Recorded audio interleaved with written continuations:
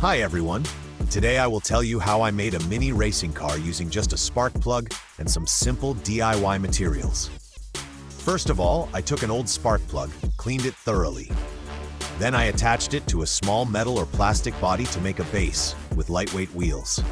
I reused the wheels from old toy cars and fitted them with a strong axle.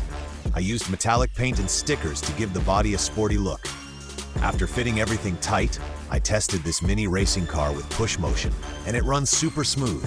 This was a fun DIY project to make a cool collectible using scrap parts. Try it yourself and enjoy.